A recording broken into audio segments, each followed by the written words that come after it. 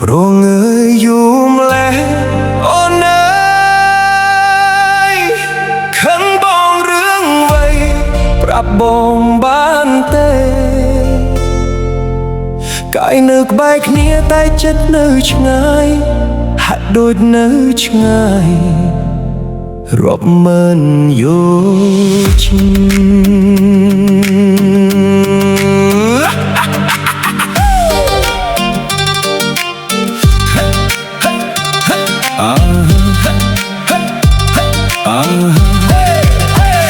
ាំបងរឿងអ្វីហេតុអ្វីមិនប្រាប់ធ្វើមុខស្ងាត់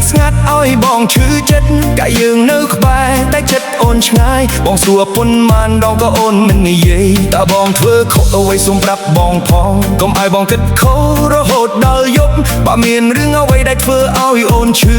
ប្រាប់បងមកបងចង់ដោះស្រាយបងមិនចង់ឲ្យយើងឆ្លោះដោយសារស្ងាត់មិនចង់ឲ្យស្នេហ៍ប្រេះស្រាំដោយមិននិយាយបញ្ហាគ្រប់យ៉ាងយើងអាចដោះស្រាយតែបើអូនប្រងើយបងមិនដឹងធ្វើម៉េចប្រងើយយូរម្លេះអូនអើយប្រងើយយូរម្លេះខឹងរឿងអ្វីប្រាប់បងផងបានទេ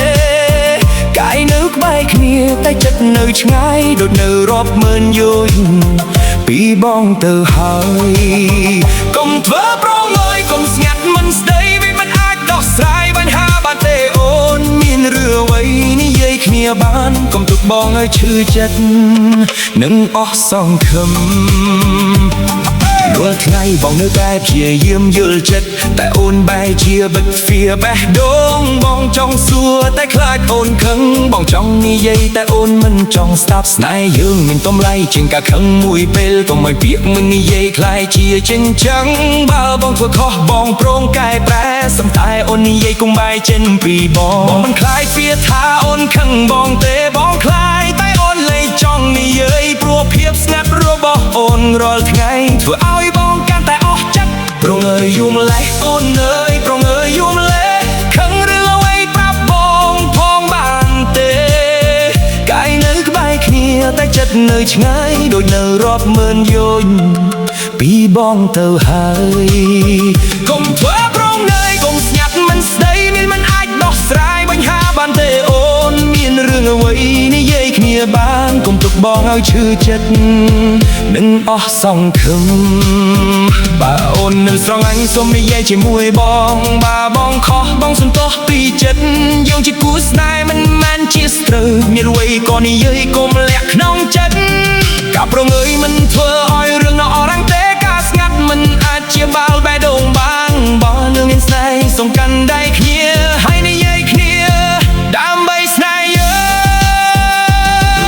ងអូនអើយប្រងើយយូរម្លេះបងមិនដឹងថាបងខុសរឿងអ្វី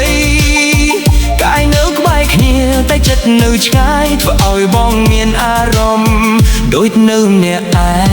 ងកុំធ្វើប្រងើយកុំស្ងាត់មិនស្ដីបញ្ហាអ្វីក៏ដោយយើងដោះស្រាយបានមានរឿងអ្វីនិយាយគ្នាបានអូនកុំឲ្យស្នេហ៍យើងបាត់បង់ដោយភាពស្ងាត់